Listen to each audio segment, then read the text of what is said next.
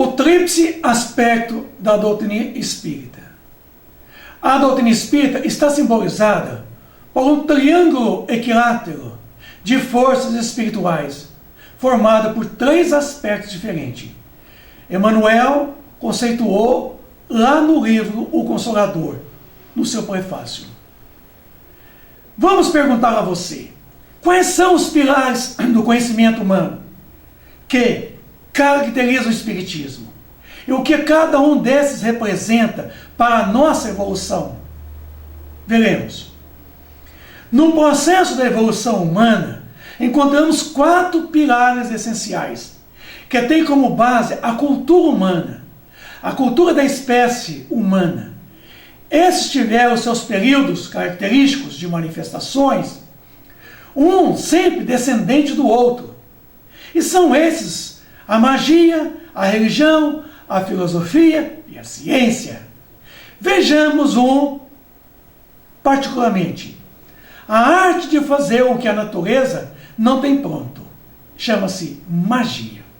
Operação pela qual o homem procura forçar o próprio jogo das forças naturais e os poderes invisíveis das diversas ordens e agir de acordo com o que lhes pede. Forçando o jogo das forças realmente. Forças invisíveis. Forças que na verdade estão em a natureza. A magia é prática, que nasceu das mãos e funciona através delas, da capacidade de poder fazer e desfazer. A atividade mágica é caracterizada pelo seu ritualismo. As fórmulas, os gestos, os sinais têm eficácia infalível e quase que puramente mecânica. A magia procura produzir efeitos motor, quer dizer, movimentos, aonde nasce o ritual, as danças, os gestos, o poder das mãos. Um exemplo típico da magia está no passe, que nasceu nas civilizações da selva, como um elemento de magia selvagem, um rito das crenças primitivas. Quem nos fala é José Herculano Pires, no seu livro Obsessão, o Passe e a Doutrinação. A agilidade das mãos em fazer e desfazer as coisas sugere a existência nelas de um poder misterioso que não tem explicações puramente objetivas, praticamente comprovados pelas ações cotidianas, da aflição que acalmava uma dor, da pressão dos dedos, estancando o sangue, expulsando o espinho, o veneno, o ferrão de uma vespa, o veneno de uma cobra. Os poderes mágicos das mãos se confirmavam também nas imprecações aos deuses com D minúsculo, em que eram simplesmente espíritos. As bênçãos, as maldições foram as primeiras manifestações típicas do passe, hoje o passe espírita, dentro da casa espírita. O selvagem primitivo não teorizava, porque não tinha cultura, conhecimento tamanho, mas experimentava instintivamente e aprendia a fazer e desfazer com o poder das mãos. Veja vocês, os deuses os auxiliavam, os socorriam, instruíam em suas manifestações mediúnicas naturais. A sensibilidade mediúnica aprimorava-se nas criaturas mais sensíveis. No pajé, lá no feiticeiro, naquele homem mais sensível, estava ali então as manifestações mediúnicas de forma ostensivas. Com as mãos nós podemos fazer e desfazer as coisas. Então, pela magia, se acredita que a mão significa poder de ordenar, de fazer e desfazer as coisas. Na magia, os homens submetem os deuses, com D minúsculo, ao poder humano, obrigam a divindade a obedecê-los e a fazer por eles o que, na verdade, eles mesmos não conseguem fazer. como então que se classificam a magia. Magia homeopática é quando o efeito que se pretende alcançar, ele é buscado mediante a ação idêntica, simboliza o objeto em questão. Tem que haver uma certa sintonia, ressonância entre o elemento ativo e o elemento passivo. Vice-versa. É o caso do voodoo. Tem que haver uma ação recíproca. Por isso que se chama homoeopática. Como se classificam as magias? Magia alopática é a que o mago não tem identidade nenhuma com o efeito que quer produzir. Exemplo, ao preparar um filtro mágico, o mago não expressa nenhum amor e simpatia a nenhuma pessoa ou mesmo objeto da qual imune-se. A magia é puramente mecânica, enquanto a religião ela é sensorial, ela é abstrata, ela não é uma coisa concreta. Então perguntamos, o que é mancia? É uma variante de atividade mágica que procura conhecer pelo sensorial. A visão, a audição, o olfato, o paladar e o tato, usando os 5 sentidos normais. Mancia natural, direta, por meio de sonho, visões, impulsos, etc, etc. Mancia natural, baseada em sinais e na interpretação dos mesmos, os símbolos. Geralmente, usam-se a lei de correspondência, ou a lei de reciprocidade, como falava Hermes Trismegisto, 3.500 anos antes de Cristo. O Emmanuel, no livro Pensamento e Vida, ele chama o princípio da interdependência, repercussão recíproca. Ele fala que em todos os domínios do universo vibra, pois a influência é recíproca. Tudo se desloca e se renova sob os princípios da interdependência e da repercussão. É o emaranhamento da física quântica. Dois objetos, 2 elétrons criados juntos, estão emaranhados. Mande um para o outro lado do universo. Agora faça alguma coisa com um e o outro vai responder instantaneamente. Instantaneamente. Então, ou a informação está viajando infinitamente rápido, ou, na realidade, eles ainda estão conectados, estão emaranhados. E, já que tudo estava emaranhado no momento do Big Bang, isso quer dizer que tudo ainda está se tocando. A religião, ela é teórica, porque ela nasceu dos olhos, da visão abstrata do mundo e das coisas. Funciona no plano das ideias, porque ela nasce de uma situação puramente abstrata, que não envolve, assim, o objetivo. Ela busca, por trás, uma explicação. Em sentido real, objetivo, religião é o conjunto de crenças, de leis e ritos que visam um poder que o homem, atualmente, considera supremo, do qual se julga dependente e com o qual pode entrar em relação pessoal e do qual pode obter favores, quando ele se dirige realmente ao poder maior, não obrigando a ele, mas pedindo a ele o favor, a providência. E Deus é providente. A providência divina é justamente a solicitude de Deus para com todos nós, ao tempo todo. Em sentido real, objetivo, religião é a magia, que nasceu do poder das mãos, e com que poderia excomungar, amaldiçoar, bendizer, curar.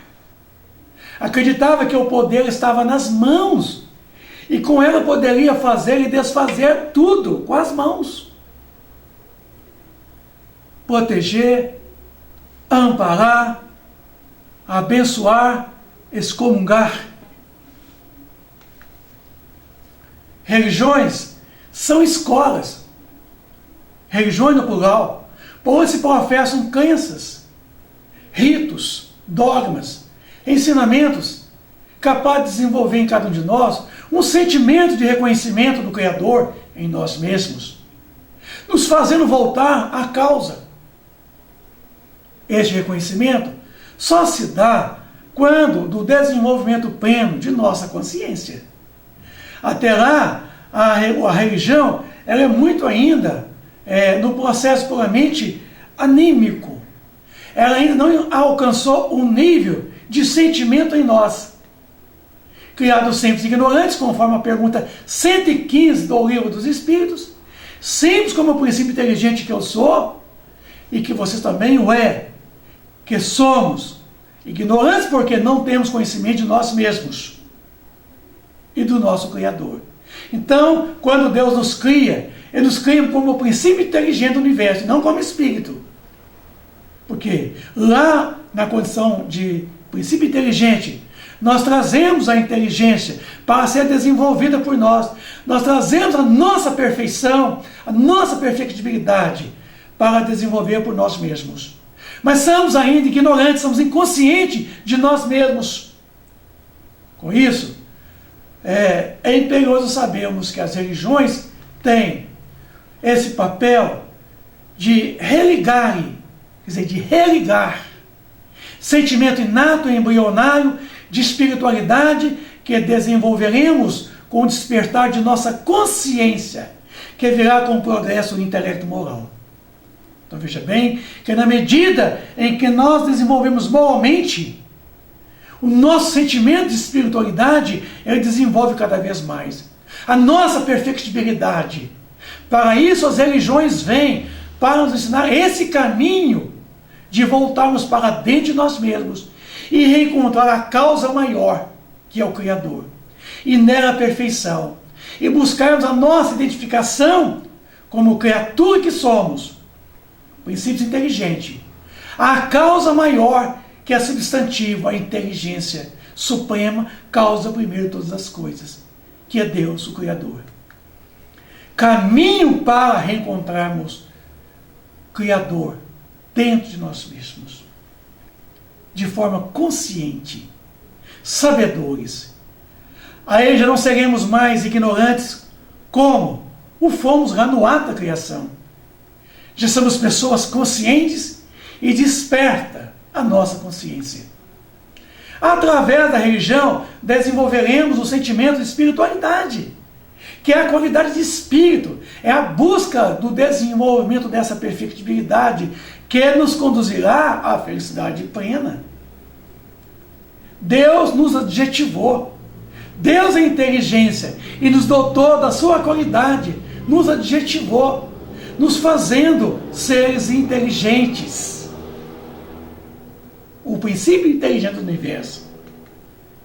Em sentido subjetivo, a religião é o reconhecimento pelo homem de sua dependência de um ser supremo, maior, pela aceitação de várias crenças e da observância de várias leis e ritos atinentes a esse ser. A religião procedeu da magia, que é prática oriunda das mãos e funciona através delas. A magia é motora, ela é mecânica. Ela força o jogo das coisas, fazendo a natureza trabalhar pelo homem, obrigando os deuses, com D minúsculo, a trabalhar por eles, os homens.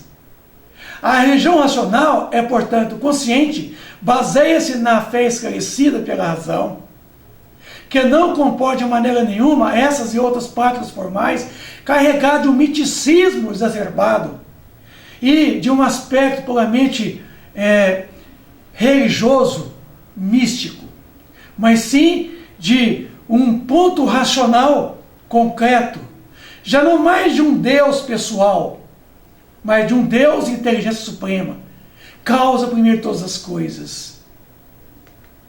Pela religião, os homens se curvam diante dos deuses e passam a adorá-los, rendendo obediência e cultos a esses deuses. Então, muda o sentido. A filosofia, descendendo da visão abstrata da religião, significa amor à sabedoria. Ela nasceu da poesia, da indagação do porquê, Por que estamos aqui? Por que reencarnamos? Por que morreremos? Por que evoluir? Mas a filosofia ainda é muito abstrata. Ela nos conduz a um outro aspecto, que é a indagação, o como, que é a ciência comprobatória. A ciência comprova o que a filosofia indaga, o que a filosofia questiona, mas que não tem provas. A ciência vem atrás mensurando e comprovando de forma quântica. As filosofias tiveram seu apogeu e sua decrepitude, conduzindo os homens a um raciocínio lógico e comprobatório. Dela surge a ciência, porquanto que os maiores cientistas eram filósofos. Exemplo, Hermes Trismegisto, Sócrates, Platão, Arquimedes, Pitágoras, enfim, tantos outros filósofos eram verdadeiros homens da ciência. A ciência nascida do questionamento da filosofia e das observações curiosas nas experimentações quantitativas e qualitativas.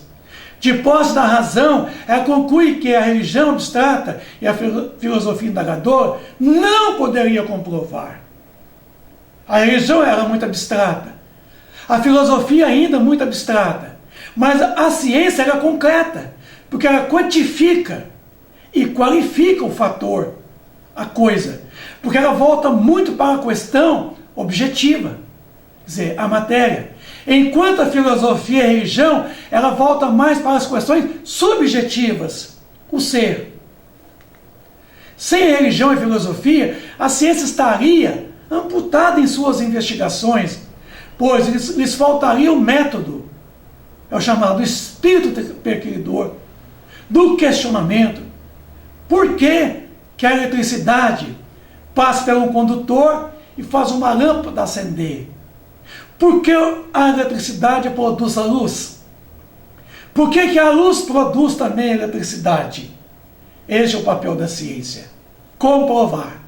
O que filosoficamente nós indagaríamos, quer dizer, questionaríamos. No livro Consolador de Emmanuel, no seu prefácio, ele diz que a doutrina espírita é um conjunto, né? Podemos dizer assim, simboliza como se fosse um triângulo equilátero de forças espirituais, em que a ciência está na base, a filosofia é o ângulo de cima para baixo, e a religião é o ângulo de baixo para cima. Isto é a opinião de Emmanuel. É simbólico esse triângulo, porque são três coisas importantes da doutrina espírita. Ciência, que é a base comprobatória. A filosofia é as consequências morais que decorrem das relações dos espíritos para conosco. A ciência, então, vem, estuda o fenômeno e comprova. E a religião, ela resgata o Evangelho de Jesus. Nos religa ao Criador de forma consciente, comprobatória. Então, lá Emmanuel coloca que a ciência e a filosofia, ela vinculam a Terra. Essa figura puramente simbólica, porém, a religião é o ângulo divino que liga ao céu. No seu aspecto filosófico e científico, a doutrina espírita será sempre um campo nobre de investigações humanas, como tantos outros movimentos coletivos de natureza investigatória e intelectual, que visam o aperfeiçoamento da humanidade. A ciência espírita estuda o espírito, sua natureza, sua origem, sua destinação, relações com o mundo corporal, assim como o objeto de estudo da astronomia é os astros, em que o objeto de estudo da química é a matéria, os elementos químicos e as suas forças interiores, e a biologia estuda a vida. A ciência espírita, ela estuda o elemento espiritual na condição de espírito. Então, o objeto da ciência espírita é o espírito. No seu aspecto puramente religioso, todavia, repousa a sua natureza divina, por constituir a restauração do Evangelho de Jesus, estabelecendo a renovação definitiva do homem para a grandeza do seu imenso futuro espiritual.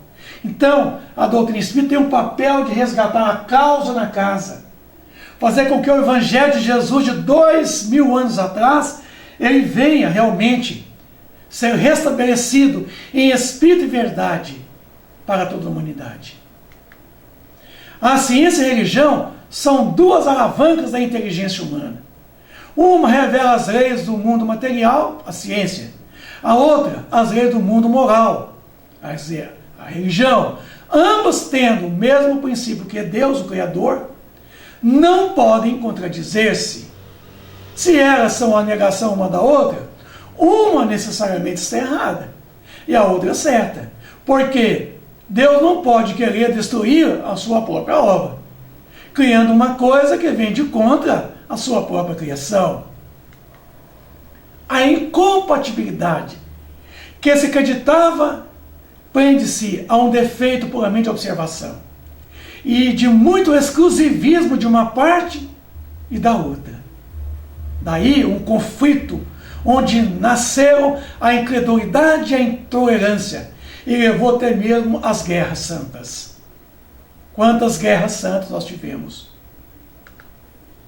O Espiritismo representa o momento com que o velho espiritualismo, superando as fases mágicas do seu desenvolvimento, atinge o plano da razão. Define-se como um esquema cartesiano de ideias claras e distintas.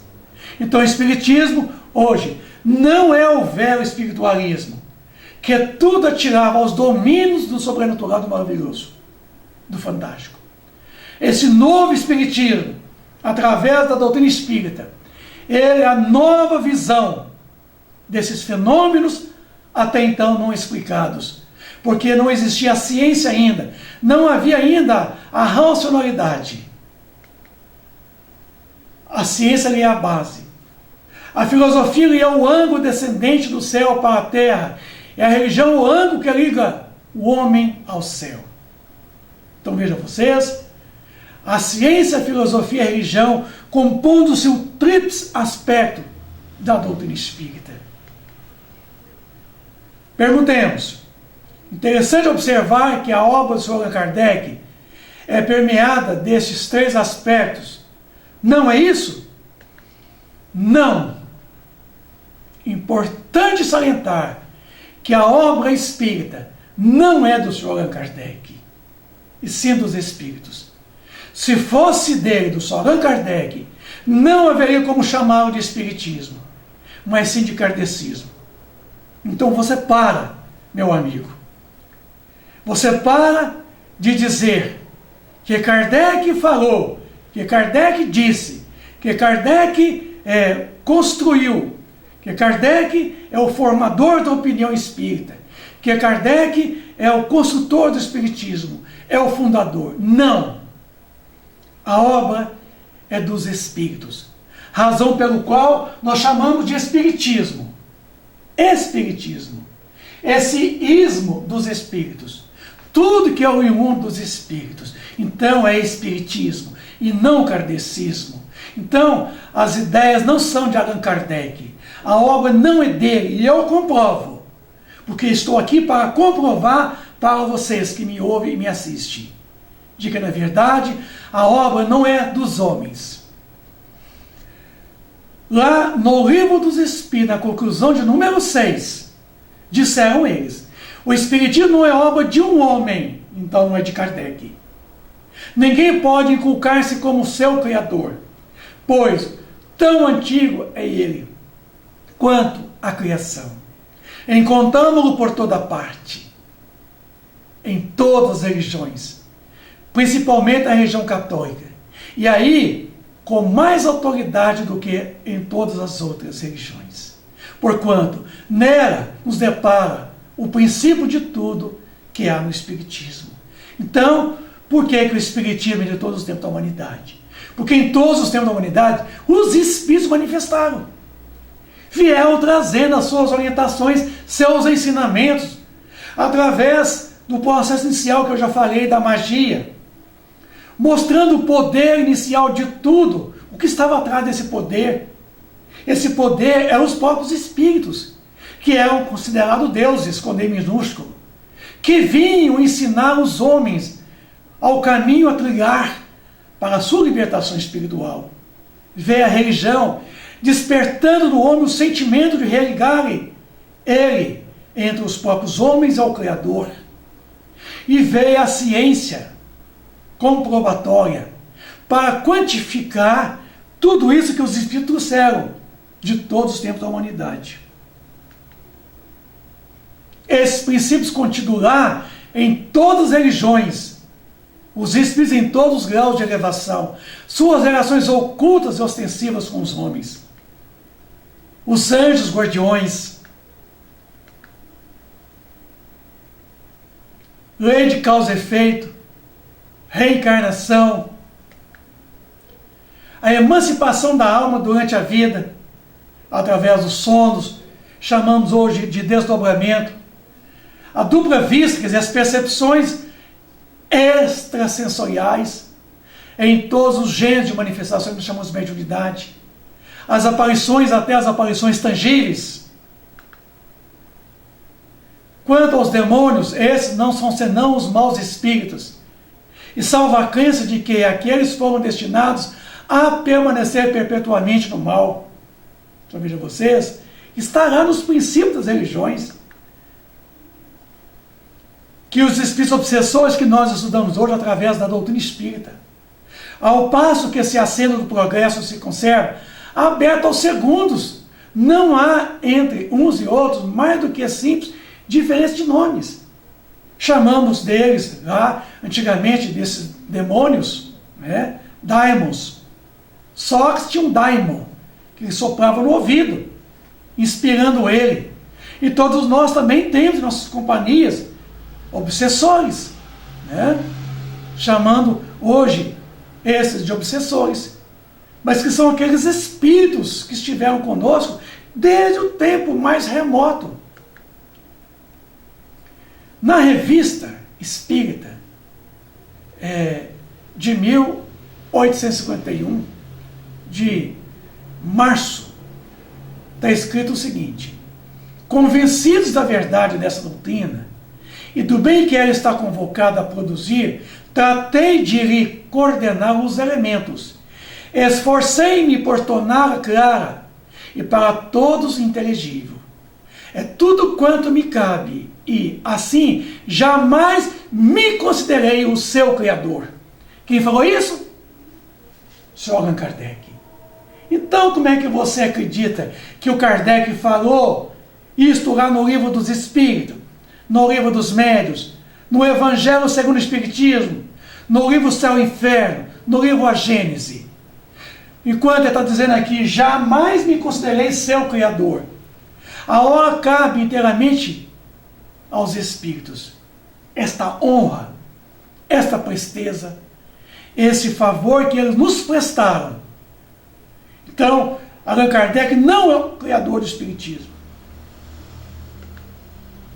Continuando ainda, revista de 1851, pois, a ele só que deve dirigir os testemunhos de gratidão, e não aceito os elogios que me dirigis de boa vontade, senão como encorajamento para continuar a minha tarefa com perseverança.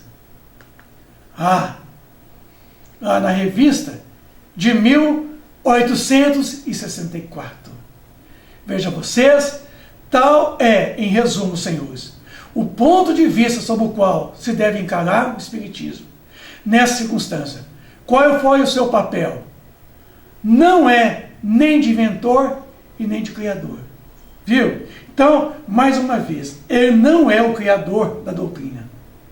Ele não é o inventor da doutrina espírita. Ele não é o fundador, como pretende muita gente. Lá, na revista ainda, de 64, vi, observei, estudei os fatos com cuidado e perseverança. Coordenei-os e os deduzi as consequências. Eis toda a parte que me cabe ao Kardec. Aquilo que fiz, outro poderia ter feito em meu lugar. Então veja bem que o que ele fez, uma outra pessoa poderia também o fazer. Só que aí foi dada a missão de coordenar todo o processo, de concatenar as comunicações espíritas esparsas e construir um corpo doutrinário, um conjunto de princípios científicos, filosóficos e religiosos, que nós chamamos de doutrina espírita. Na revista de março de 64. Olha o que Kardec colocou. Preste bem atenção para você ver que não é opinião minha. Essa digressão nos afastou um pouco de nosso assunto.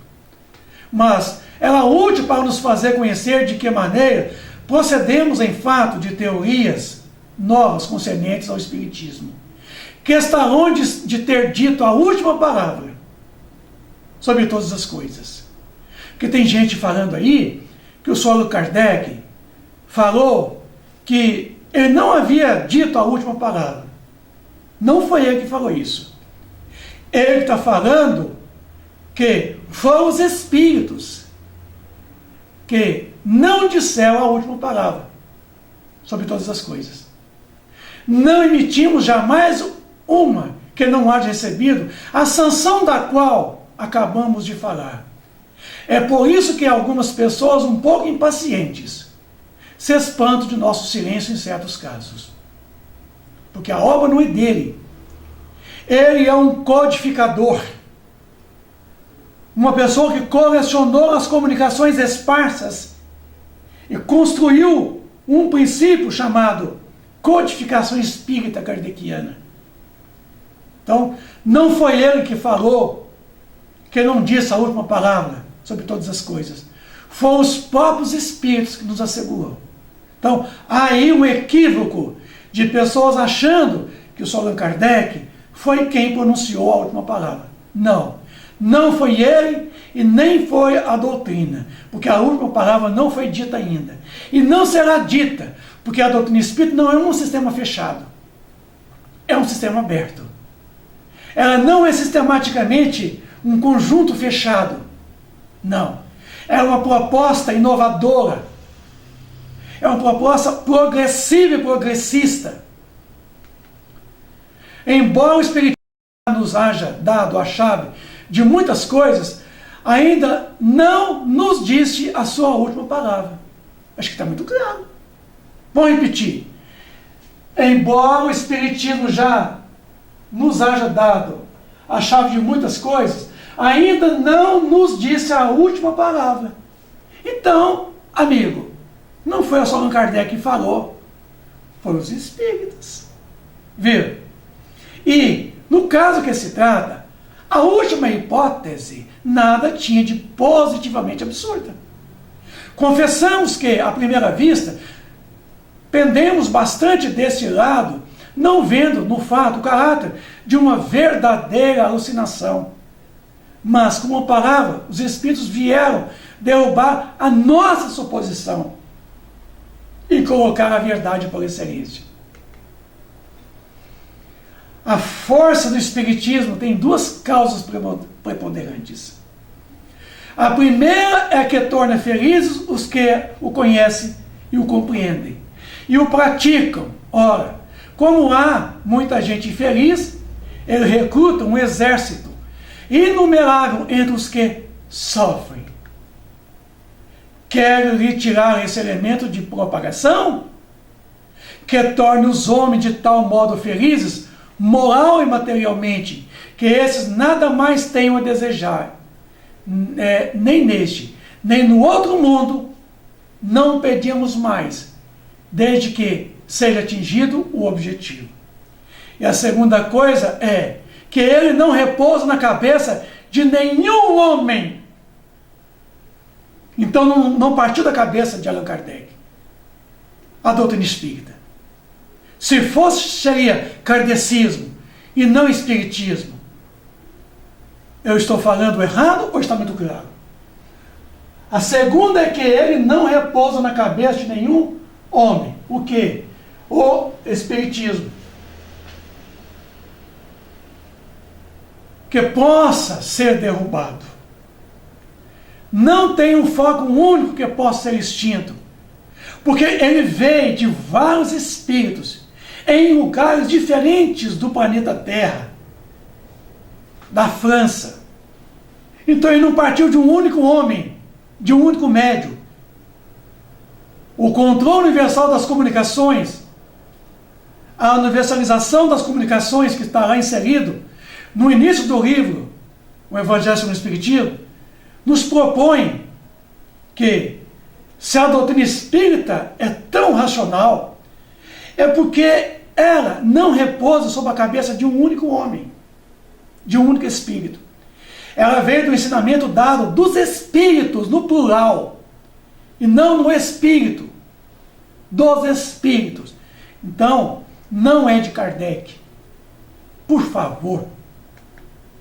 Seu foco está em toda parte. Porque em toda parte há médios que podem comunicar-se com os espíritos.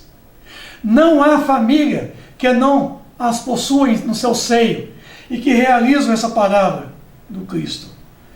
Vossos filhos e vossas filhas profetizarão e terão visões.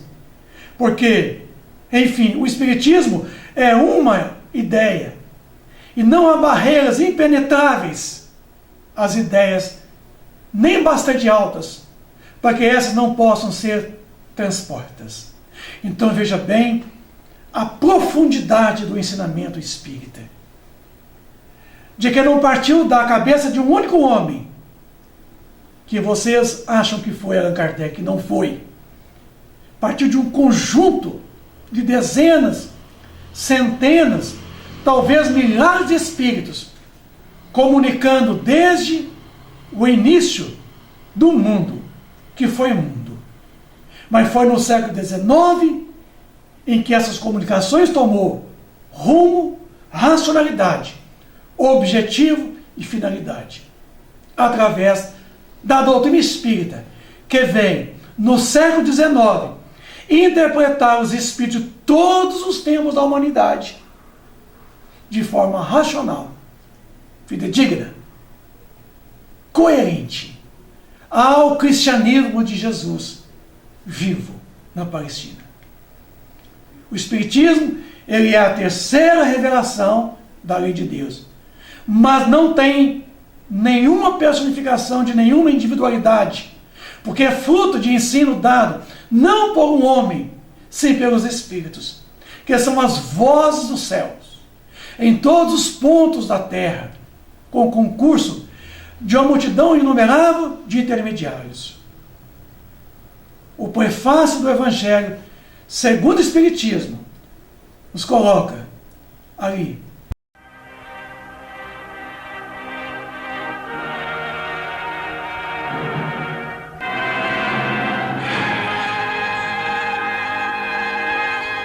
Os Espíritos do Senhor, que são as virtudes dos céus, como um exército imenso que se movimenta ao receber a ordem de comando, espalham-se por toda a face da terra, semelhantes a estrelas cadentes, vêm iluminar o caminho e abrir os olhos aos cegos.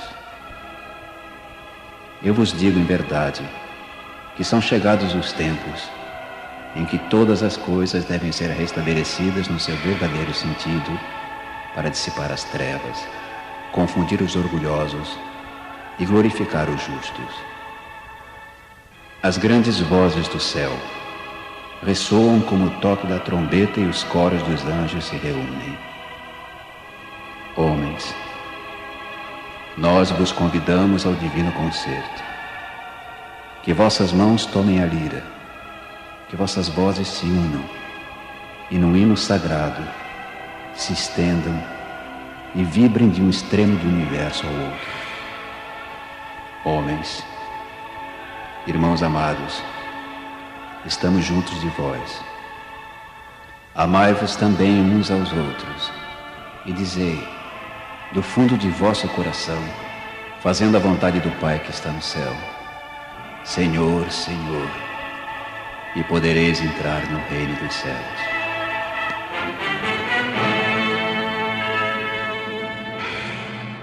Como estamos tratando de Espiritismo, a obra dos Espíritos, que são as virtudes do céu, como o próprio vocabulário. Espiritismo significa spirit, igual espírito. Ismo é um sufixo, quer dizer oriundo.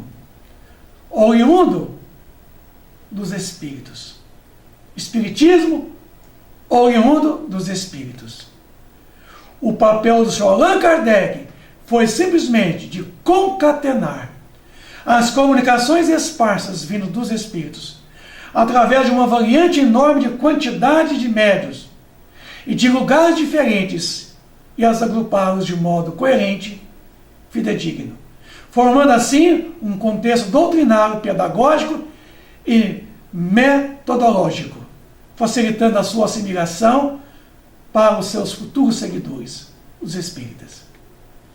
Codificar significa reunir em código. Código quer dizer correção de leis. Codificação é um conjunto metódico e sistemático de disposições legais a um determinado assunto. No caso em que estamos tratando, codificação espírita cartesiana ou cartesiana significa conjunto sistemático, metódico de ensinamentos espíritos vindo através de um variado número de médios em lugares diferentes, que visa interpretar racionalmente o espiritismo de todos os tempos da humanidade. Perguntemos de novo: o codificador, ao afirmar que deu a primeira palavra e não a última, também contou com colaboradores no desdobramento da doutrina espírita? Já dissemos, não foi ele, e nem seria ele, se houvesse dito a última pergunta. Então, se já tivesse dito a última pergunta, não seria ele, seriam os espíritos, como eu já coloquei. Mas como os espíritos não disseram a última palavra, as palavras ditas não foram do Allan Kardec, que fique claro para você, e sim dos espíritos. Volto a repetir que a doutrina espírita é dos espíritos e não de Allan Kardec, sendo que a doutrina espírita não é um sistema fechado, e sim aberto, está de posse do progresso e caminha a largos passos do progresso. Se a ciência encontrar amanhã qualquer ponto em contradição no corpo doutrinário desta, ela se modificaria nesse mesmo ponto, por se tratar-se de uma doutrina progressiva e progressista. Por que progressiva? Porque ela está em constante mudança, de acordo com o progresso da humanidade.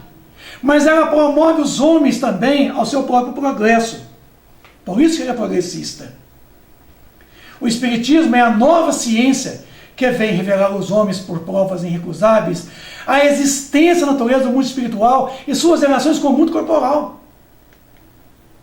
Ele não o mostra mais como uma coisa sobrenatural, porém, ao contrário, como uma das forças vivas e sem cessar atuantes da própria natureza, como uma fonte de uma mensagem de fenômenos até hoje incompreendidos, e por isso relegados ao domínio do fantástico, do maravilhoso e do sobrenatural. É a essas relações que o Cristo alude em muitas circunstâncias, e daí vem que muito do que ele disse permaneceu ininteligível, ou falsamente interpretado. O Espiritismo é a chave com o auxílio do qual tudo se explica de modo fácil. Agora eu vou te perguntar, amigo, por que nós espíritas estamos por aí complicando todo a doutrina espírita? Fazendo o movimento espírita ao nosso modo, ao modo da casa, tirando dele essa simplicidade, essa condição de poder explicar de tudo de modo fácil e complicando tudo com o nosso achismo. Vamos parar com isso. Vamos estudar a doutrina espírita. Vamos deixar os espíritos falar através de nós, por nós. Vamos deixar a doutrina sem a nossa interferência. Vamos propagar, divulgar ela, difundi-la, conforme ela está para nós, e não conforme eu acho que ela é, e você também acha que ela é. Ela não é o que nós achamos. A ciência e a religião não puderam até hoje se entender. Porque encarando cada uma das suas coisas do seu ponto de vista exclusivista, reciprocamente se repeliram.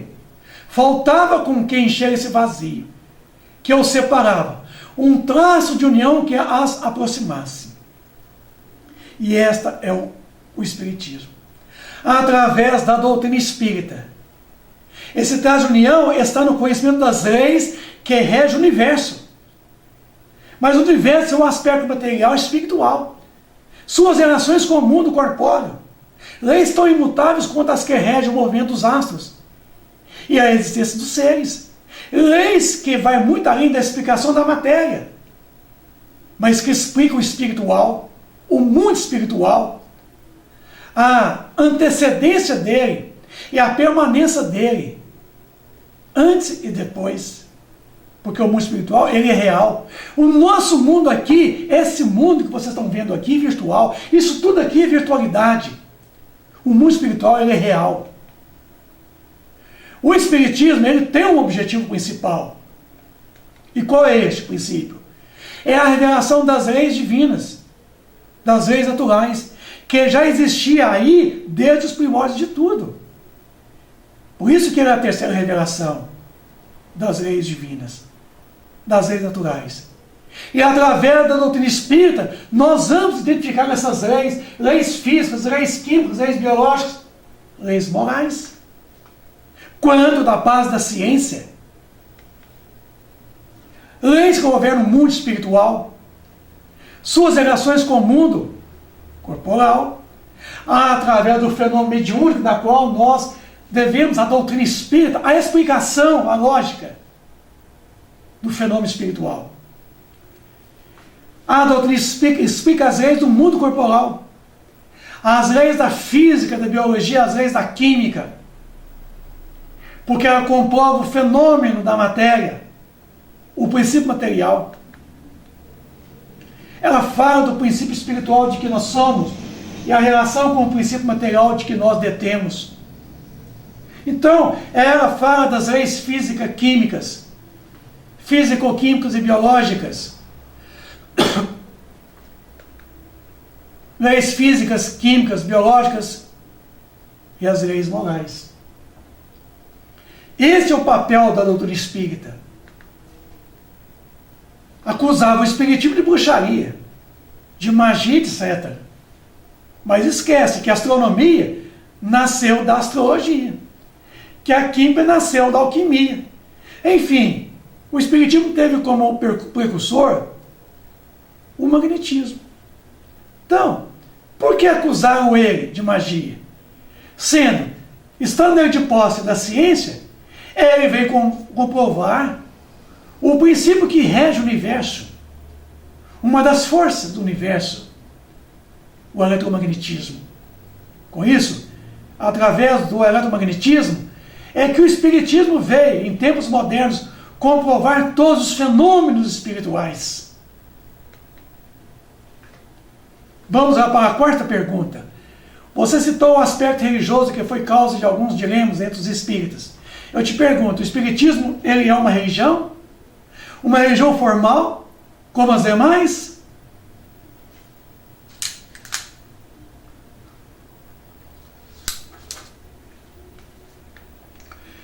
O espiritismo não é uma religião tradicional, constituída e institucionalizada, como tantas outras. Ele não tem dogmas, ele não tem rituais, não tem cultos, ele não tem sacerdotes ou sumos sacerdotes. Pois se tratar de uma ciência filosófica experimental, prática, com consequências morais. É isso que o espiritismo é através da doutrina espírita. Como filosofia, ele trata das consequências morais decorrentes dessas relações que os espíritos podem estabelecer com os homens com os espíritos.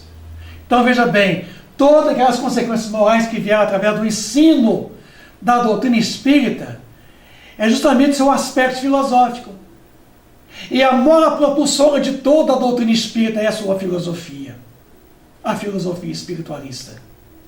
Como ciência experimental comprova e demonstra a origem, natureza e a destinação dos espíritos, bem como de suas relações com o mundo corporal, como toda ciência tem um objeto de estudo. Exemplo, A astronomia tem como objeto de estudo os astros, a química os elementos e a lei das afinidades, a física, a natureza, a biologia, a vida. Não seria diferente com a doutrina espírita, sendo seu objeto de estudo o espírito. Podemos considerá-los como sendo uma nova ciência, que vem revelar, por meio de provas irrecusáveis, a existência, a natureza do mundo espiritual e suas relações com o mundo corporal. Podemos considerar o espiritismo como religião pelo seu aspecto puramente filosófico, pois se funda nos elos da fraternidade, da comunhão dos pensamentos e nas leis naturais. Tem como meta a caridade, porque o espiritismo preconiza a máxima espírita é a caridade, que é a prática do amor.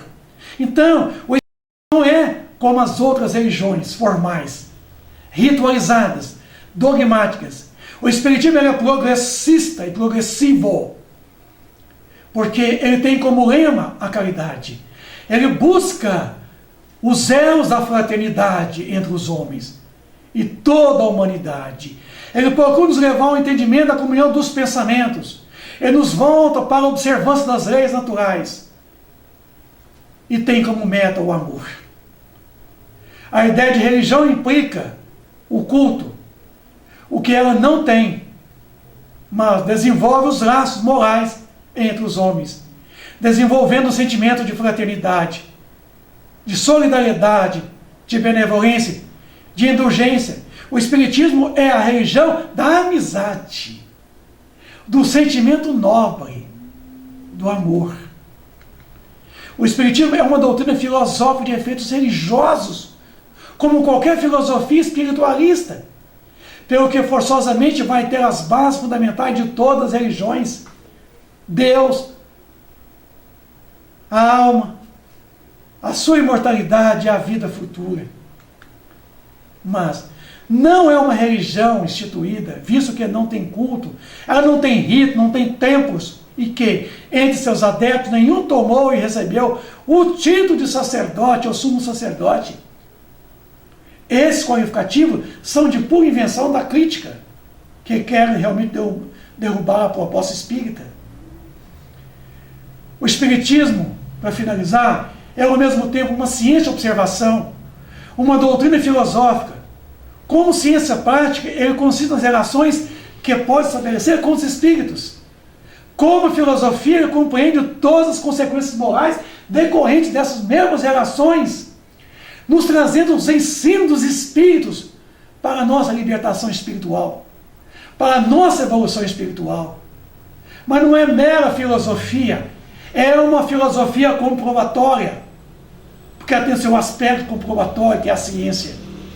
Então, o espiritismo é uma ciência que trata da natureza, da origem, da destinação dos espíritos e das suas relações com o mundo corporal. É isso que é importante.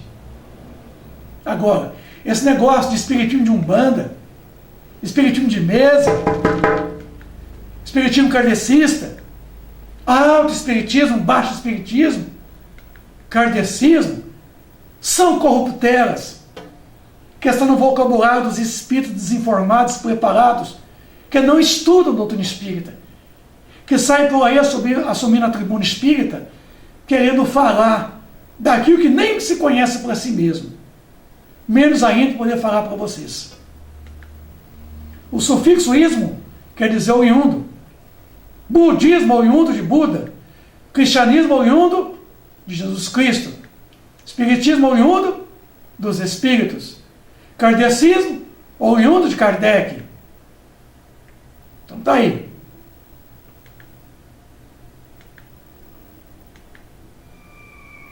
Amigos, não existe espiritismos, existe espiritismo no singular. Por favor. É que o que é o mundo dos espíritos. Os espíritos, sim, são muitos. Espiritismo, espírito, ismo, oriundo. Oriundo do espírito de verdade. Não se trata da opinião de espíritos, mas sim da verdade, na sua essência trazida pelos espíritos, que são as vozes dos céus, que são as virtudes do céu. Foi isso que Jesus prometeu. O Espírito de verdade, que ele pediria o Pai enviaria em seu nome. Viu? Em que os Espíritos viram interpretar o pensamento e trazer para nós. A origem é o Espírito de verdade. As vozes são dos Espíritos. Então o ensinamento é da verdade, através de variantes espíritos, variantes médios. Allan Kardec foi um que pegou tudo isso e formou-se um corpo doutrinário. Então, esse negócio de espiritismo kardecismo, não existe, amigo, kardecismo. Kardec não deixou nenhuma doutrina. Ele não criou, conforme eu já mostrei ali ainda há pouco. Kardecismo é tudo que é oriundo dele. Como Allan Kardec não criou o espiritismo e nem fundou, e sim codificou a doutrina espírita, não podemos adotar o adjetivo kardecismo para designar o que não é proveniente dele. Porque ele não construiu, ele não fundou, a doutrina não é dele. Então não podemos sair por aí falando kardecismo, kardecista. Codificação espírita kardeciana, que a codificação é espírita. E quem as organizou foi Kardec. Codificar é reunir em código. Código é uma coleção de leis, conjunto metódico, sistemático de disposições legais relativas a um determinado assunto. Isso que é codificação. Espiritismo kardecista? Vocês estão seguindo Kardec? Eu digo para você, eu não estou seguindo Kardec. Eu sigo os espíritos. Eu sigo a doutrina espírita. Mas eu admiro e adoto o trabalho de Allan Kardec como codificador, mas não como fundador da doutrina. Se tenho razão, disseram os espíritos, outros acabarão por pensar como eu. Se eu estiver errado, acabarei por pensar como os outros. Então, amigo, você é kardecista? Você está seguindo Kardec? Eu te chamo a atenção. Não siga Kardec. Siga a doutrina espírita. Siga os espíritos. Porque se você for adepto de Allan Kardec, certamente você tem dificuldade em ser adepto dos espíritos. Porque você é espírita e não kardecista. Portanto, Kardec, no livro que é o Espiritismo, e lá, na introdução do livro dos Espíritos, a introdução de número 1, ele falou espiritualista e espiritualismo, para as coisas novas, palavras novas. Espírita para designar aquele que segue o Espiritismo. Para as coisas novas, palavras novas. Então você é espírita e não kardecista. Kardecista seria seguir Kardec. Como você não está seguindo Allan Kardec e se a doutrina espírita, então você é espírita e não kardecista. Então você pode ser também espiritista. É aquele que segue a doutrina espírita. Espiritualista é aquele que, ou aquela cuja doutrina é oposta ao materialismo. Todas as religiões necessariamente estão baseadas no espiritualismo. Quem crê haver em nós outra coisa além da matéria, ele é espiritualista. Então todo espírita necessariamente tem que ser espiritualista, mas nem todo espiritualista é espírita. Espírito espiritista. O qualificativo espírito espiritista é utilizado para designar todo aquele que pratica a doutrina espírita em sua essência. Como Allan Kardec não constituiu a doutrina espírita e sim a codificou, neste caso, preferimos não adotar o termo kardecista, pois ele pressupõe que seja todo seguidor de Kardec. Neste caso, estaríamos idolatrando Allan Kardec, tirando dele a condição de codificador e colocando-na de criador e fundador. Correríamos o risco de seguir Allan Kardec e desprezar a própria doutrina espírita. Então não seja kardecista, seja espírita ou espiritista. Aí sim, seguindo a doutrina espírita em espírito e verdade, você é um espírita, um espiritista, e não um kardecista. Vamos lá. Convencido da verdade dessa doutrina, e do bem que ela está convocada a produzir, tratei de lhe coordenar os elementos vieram dos espíritos.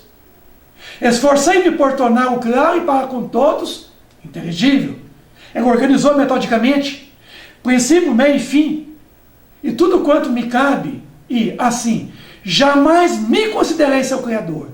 Quem falou isso? Ele, Sr. Allan Kardec. Lá, ó, por favor. A honra cabe inteiramente aos espíritos, e não a ele. Então, nesse momento, ela não quer estar sendo, de certa forma, bajulado. Ele não está pedindo a honra, ele está pedindo que nós honremos aos espíritos, porque são eles a causa maior. Sr. Allan Kardec foi o único homem que simplesmente coordenou o processo metódico de organizar os elementos que vieram dos espíritos. Por isso que a doutrina é espírita. Então, para finalizar mais uma vez, centro espírita de mesa, centro espírita de autoespiritismo, centro espírita kardecista, centro espírita de Umbanda, centro espírita União Vegetal. Que é isso? Tirou isso aonde? Da onde vocês estão tirando isso? Me ajuda. Centro espírita de mesa? A mesa foi utilizada lá no passado como maneira de sentar em volta dele para provocar os fenômenos RAPs, que as primeiras comunicações do Sr. Fortier, Panem Maison, Sr. Pantier, Sra. Roger, foi através de uma mesa, que ele levantava um dos seus pés e batia. Uma batida para sim, duas batidas para não. Agora, a mesa não é o principal móvel da casa espírita. Então não tem centro espírita de mesa. Tira a mesa, se é o problema. Centro espírita de autoespiritismo, não existe autoespiritismo nem baixo. Existe espiritismo. É aquilo que vem dos espíritos. Esse qualificativo ele não se aplica à doutrina espírita. Ela não é autoespiritismo, ela é doutrina espírita. Que interpreta racionalmente o espiritismo de todos os tempos da humanidade. Centro espírita de Umbanda? Não, com todo respeito aos nossos irmãos umbandistas. O adjetivo espírita não deveria estar aqui na placa de um centro de Umbanda. É centro de Umbanda. Na verdade, o centro de Umbanda não é um centro espírita. É um centro espiritualista e não espírita. Centro espírita de baixo espiritismo, não existe o baixo espiritismo, que a Umbanda não é espiritismo. Então não seria baixo, com todo respeito aos nossos irmãos umbandistas. Com todo respeito à Umbanda, temos por ela um apreço enorme.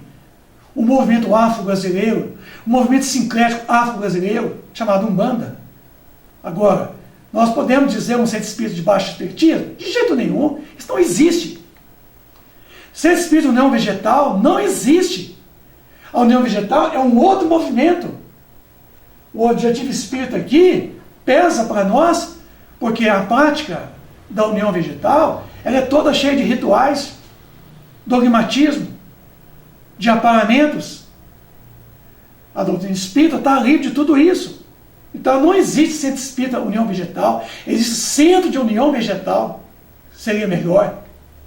Agora, centro espírita kardecista, é aterrorizante falar uma coisa dessa. É? A doutrina kardecista é espiritista, é espírita ou kardecista? Eu sou espírita, espiritista. Eu não sou kardecista, porque eu não sigo Allan Kardec. Eu sigo a doutrina espírita, que é a doutrina dos espíritos. Então eu sigo a doutrina espírita. Com todo respeito ao Sr. Allan Kardec. O trabalho dele é notório, e eu sigo sim todo o processo de organização que ele fez, que é codificação, organizar metodicamente, sistematicamente o ensino dos espíritos. É isso aí. É o centro espírita. Só para ele devemos voltar a nossa atenção.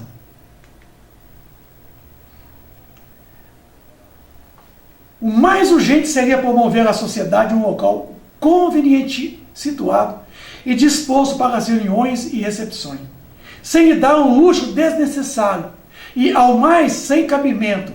Precisaria que nada aí denotasse penúria, mas apresentasse um aspecto tal que as pessoas de distinção pudessem estar lá sem se considerar muito diminuídas. Projeto de 1868. O estabelecimento central. Está lá no livro Apóstolos. Então ele fundou a Sociedade Espírita de Paris em 1º de abril de 1858.